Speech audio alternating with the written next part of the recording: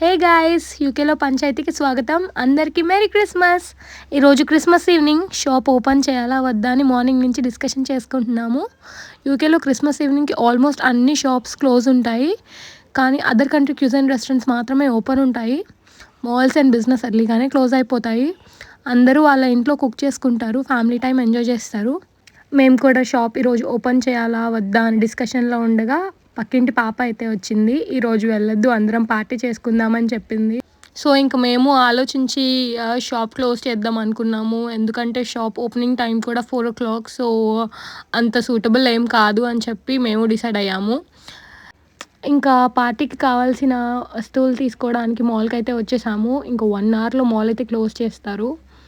మాల్లో క్రౌడ్ ఎక్కువ లేదు, కానీ క్లోజింగ్ టైం దగ్గరలో ఉండడం వల్ల అందరు హరీగా ఉన్నారు. మేము కూడా క్విక్గా షాపింగ్ స్టార్ట్ చేసాము. షాంపైన్, డ్రింక్స్, స్నాక్స్ అన్నీ పిక్ చేసుకున్నాము. ఈ అబ్బాయి మా పక్కింట్లో ఉంటాడు, రీసెంట్గా స్పాన్సర్షిప్ జాబ్ కొట్టాడు.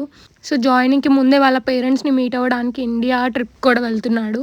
సో ఫుల్ హ్యాపీ ఉన్నాడు. స్టార్టర్స్, మెయిన్స్, డెజర్ట్స్ అన్నీ ఆర్డర్ చేసి రెడీగా పెట్టేశాము. పార్టీ వైబ్ ఆల్రెడీ స్టార్ట్ అయిపోయింది. క్రిస్మస్ ఈవినింగ్కి ఇండియన్ ఫుడ్ అంటే వేరే లెవెల్. బిల్ చూస్తే లాస్ట్ మొత్తం టోటల్ £244 అయింది. క్రిస్మస్ కాబట్టి కొంచెం ఎక్స్ట్రా స్పెండ్ అయినా ఫన్కి వర్త్ అనిపించింది. ఈ వ్లాగ్ ఇక్కడితో అయితే ఎండ్ చేద్దాము. రేపు మళ్ళీ కలుద్దాం. బాయ్.